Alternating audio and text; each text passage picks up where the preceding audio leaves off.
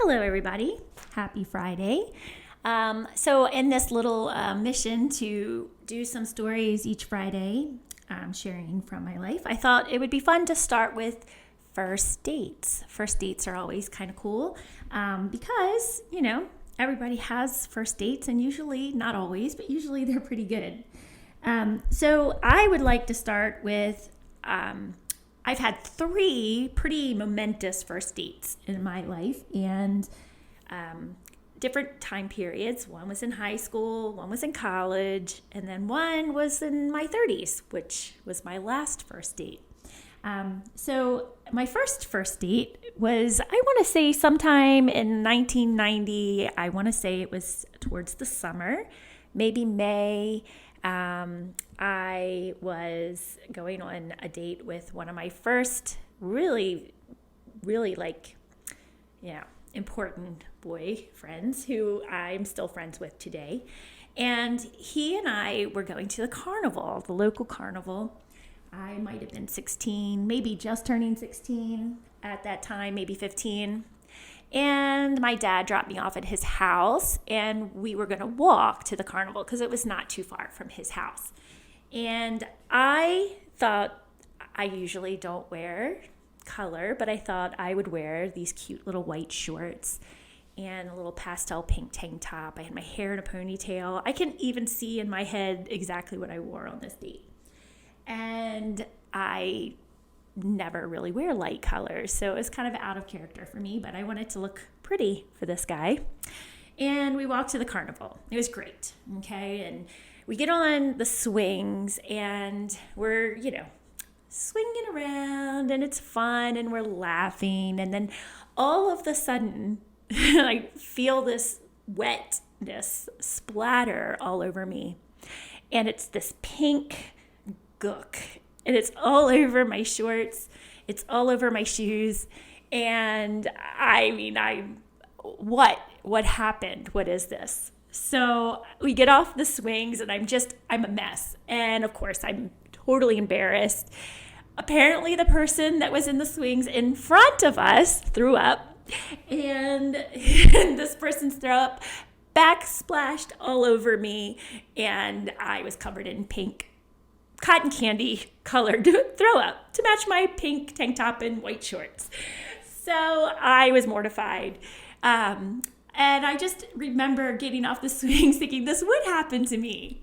But the guy was so awesome. He was so nice. We made laugh of it. We made a joke of it.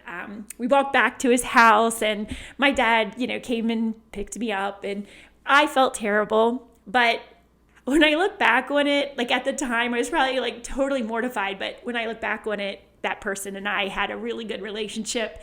And I just think that was the start of it. Humor, letting things go, not worrying, low stress. But it was fun. And that was a great first date. My second first date was 97-ish. I was in college at Towson. And I had just met this guy in my class, and it was the end of the semester. It was the last class was when I actually met him. I finally had enough courage to go up and ask him, and that's a story for another day. We'll talk about that one later. But I went on this date with this guy in school at college, Towson, and we went to Fletcher's. And I loved music. He loved music. It was the perfect first date. We went to go see Chris Whitley, guitar player who is no longer alive, sadly, but this would have been late 90s. And we went to the show, and we sat in the back the entire time. They had a little sofa towards the back of the venue, and the music was playing the whole night. It was a concert, and me knowing how much I love concerts, we were totally not engaged at all in the music. I mean, it was there. We were in the club. It was playing, but we talked the entire time on the back sofa. And that was a pretty memorable date. Now, I don't remember what I wore to that one, probably because it didn't involve throw up on me, but that was a really good one. Then lastly, the most recent first date, which really was about 13 years ago, 14, I think, this summer, was my date with Sean. And the first time that we actually met, it wasn't really a date. We weren't dating each other. Both of us had just gone through divorces.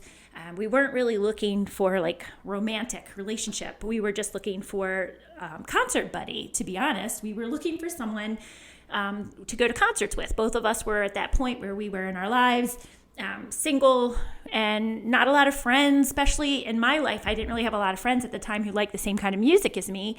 So I met Sean. And I met him online, and he invited me to go see The Editors at 930 Club. This would have been 2007, I think, 2007. But I didn't feel comfortable meeting a strange person in DC by myself. I didn't want to drive to DC by myself and meet somebody I'd never met before. So I made the suggestion that we meet for dinner. Let's just meet for dinner. So we went to Nacho Mama's in Canton. And I remember I wore a black dress or a black skirt and this gray and black striped tank top, which I later gave to my teenage daughters, which was kind of cute to see them wearing that t-shirt or that tank top. And like, oh, I wore that on my first date with Sean. In true fashion, because it was summer, my hair was in a ponytail. So I often wore my hair up in the summer. And I had these really pretty black, like Mary Janes on that had like a little heel. And I was like feeling really good about myself. And I remember standing outside of Nacho Mama's and seeing him walk up the street. He came from the bottom of the hill, and I knew it was him, even though like I had never met him. I knew it was him. He had a hat on. He had a t-shirt on, like a band t-shirt and shorts. And we went into Nacho Mama's, and we ended up talking the entire night. Now, Sean is a very quiet person by nature. So if anybody ever met him, you would know that he is not a very talkative person. But we ended up talking and talking and talking. We talked about shows. We talked about our kids. We talked about our divorces. And it was a great meeting. And again, this wasn't even like a date. Like in our mind, we call it the unofficial first date because it ended up being our first date. But so much so that after dinner, I said, hey, let's hang out a little longer. So we did. We went across the street to Looney's and had a couple drinks. And that's when I learned that he doesn't drink. So learned that on the first date. And I felt bad afterwards because here I am like chugging back the beers or, drinking margaritas. And I noticed that he hadn't had anything to drink. And I asked and I said, you're not drinking. And he's like, yeah, I don't drink. And then I felt really bad because then I thought, oh my gosh, maybe he's a recovering alcoholic. And here I am drinking it up, being such a bad influence. I asked him, I was like, you're not, recovering alcoholic. And he said, no, I just never drank. I never drank. I never went to college, so I didn't really get into it. And I remember my jaw dropping, like, how is that possible? But anyway, he's been my permanent designated driver since 2007. But anyway, those are 3 of my most momentous first dates. Now, I've had other dates with other guys, and they've been great. But for some reason, those 3 are the ones that stand out in my mind the most. Maybe, I don't know. All 3 relationships were very important to me, so maybe that's why those people are still in my life, and maybe that's why, I kind of relive those moments. But anyway, first dates are always fun. Maybe some of you have had a good first date. Maybe some of you have had a horrible first date.